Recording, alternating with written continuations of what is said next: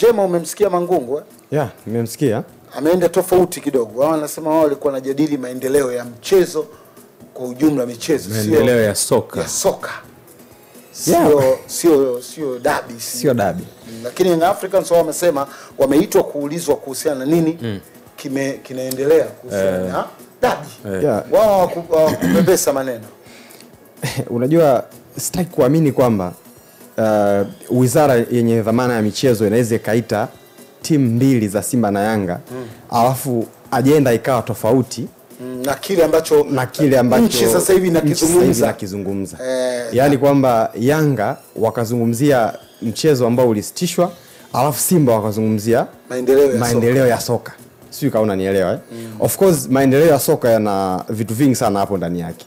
Ukiwepo hata huo mchezo ukichezwa inamaanisha kwamba kitakuwa ni kitu kizuri kwenye maendeleo ya football ya Tanzania kwa sababu ni mchezo ambao una taswira nzima ya mchezo wa mpira wa miguu kwenye nchi yetu, lakini pia una mchango kwenye maendeleo mengine kwa maana maendeleo ya kiuchumi pamoja na ya kijamii kwa maana kwamba watu wanapata kipato kutokana na ule mchezo. Lakini kusema ukweli mimi ningetamani angekuwa direct kwamba ni nini ambacho walienda kukizungumza, kwa maana ya kwamba walienda kuzungumza kuhusiana na ni namna gani ambavyo wanaweza wakatatua changamoto ambazo zipo mpaka sasa hivi kuhusiana na ule mchezo. Na kusema ukweli moja kati ya haki ambazo wako nazo mashabiki ni kusikia taarifa ambazo zinahusu klabu yao.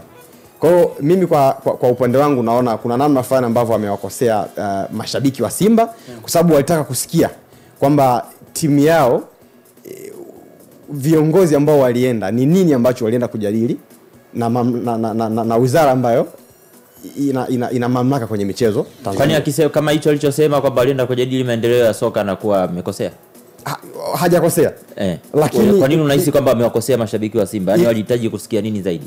In a common sense. Ukizungumzia maendeleo ya mpira wa miguu, mchezo wa Simba na Yanga kweli uko hapo ndani.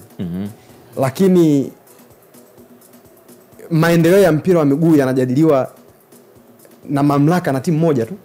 Wakati timu nyingine ambayo imeitwa kwenye kikao ambacho kinafanana na hicho, wao wameweka wazi kwamba ilikuwa ni kwa ajili ya huo mchezo. Alafu kama ingekuwa ni maendeleo ya mpira wa miguu kwa jumla, inamaanisha basi zingeitwa timu zote. Ni sawa kwamba wameitwa siku moja lakini wameenda muda tofauti. Maana yake ni vikao tofauti. Si ni sawa? Wewe ndio unachoamini hivi. Sio unachoamini. Tukienda kwenye logic. Kuna kikao kimoja kinachofanywa katika muda tofauti na watu tofauti. Ukienda kwenye logic hapo, iko hivi kwa sababu hii ni issue inahusiana na mgogoro. Ndicho ambacho tunachokifahamu. Na lengo hasa la wizara kama ambavyo sera ya michezo ya taifa mwaka 1995 inavyoelekeza. Kipengele cha 5 ni kuhusiana na kusimamia utulivu katika hizo taasisi za michezo, vyama, kamati Olimpiki pamoja na vilabu.